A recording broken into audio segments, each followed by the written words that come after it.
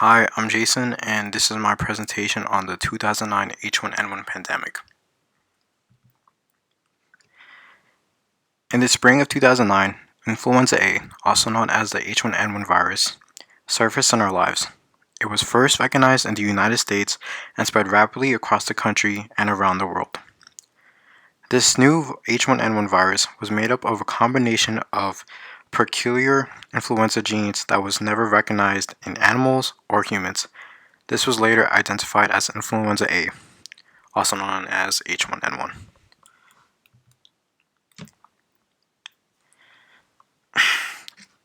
This influenza pandemic lasted for almost 20 months, from January 2009 to August 2010.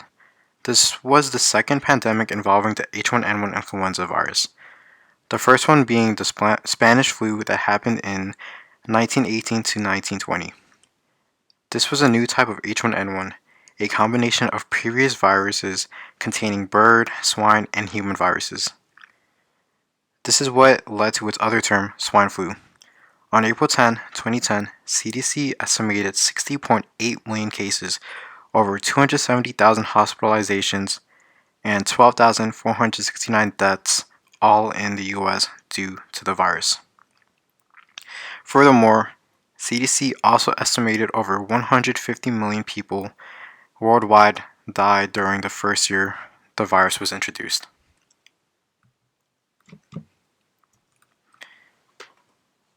Worldwide, 8% of H1N1 virus-related deaths were from people younger than 65 years of age.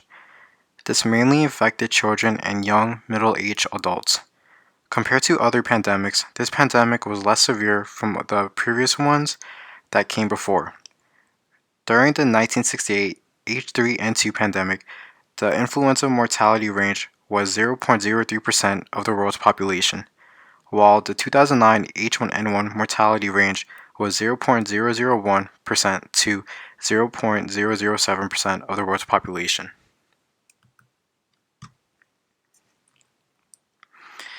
These are some of the signs and symptoms that occur from this disease. In children, some signs are trouble breathing, bluish skin color, flu-like symptoms, fevers, coughs, and rashes. In adults, some signs are trouble breathing, pain in chest or abdomen, dizziness, confusion, flu-like symptoms, and even vomiting.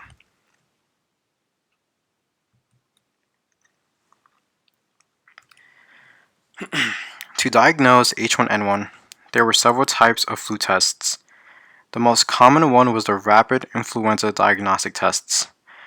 This can give results in 30 minutes or less, but the accuracy of these tests weren't always accurate. Another way was doing swab tests. These swabs can be inserted inside the nose or the back of the throat. The way this disease was transmitted was mainly from person-to-person contact. This can be from coughing, sneezing, or touching someone infected. This was also transmitted by touching other surfaces or objects that were already contaminated by the virus. It's also known to be transmitted to animals as well, including turkeys, ferrets, cats, a dog, and even a cheetah. Most people who were infected with this virus recovered without medical attention, but people infected were still required to rest and drink lots of water. Pain medications like acetaminophen or ibuprofen don't necessarily kill the virus, but it can help reduce the symptoms. By November 19, 2009, doses of vaccine had been distributed in over 16 countries.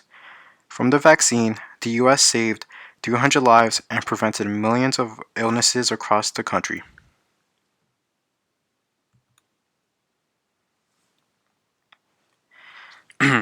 When this pandemic was happening, many things were enforced. One of these many things were travel precautions. For traveling, the Chinese government was quarantining visitors returning from flu-affected areas. There were no major changes for the US, but citizens were issued travel alerts during this time. Schools encouraged students and schoolworkers to stay home if they showed symptoms. Schools were also urged to suspend rules like penalties for late papers or missed classes. They wanted to prevent students from leaving the house while they were ill. Face masks weren't really recommended by the CDC, as there would be arguments whether it actually protects people or not. Some countries did quarantine, like China, Russia, Taiwan, and Japan, but mainly the US just gave warnings and alerts and addressed the importance of sanitation.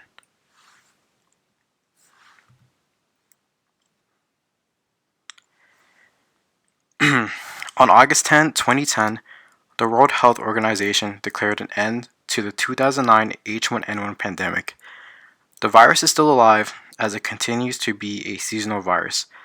Although it still causes illnesses, hospitalization, and deaths worldwide every year, there is still research being done to understand, prevent, and prepare for the next pandemic to happen.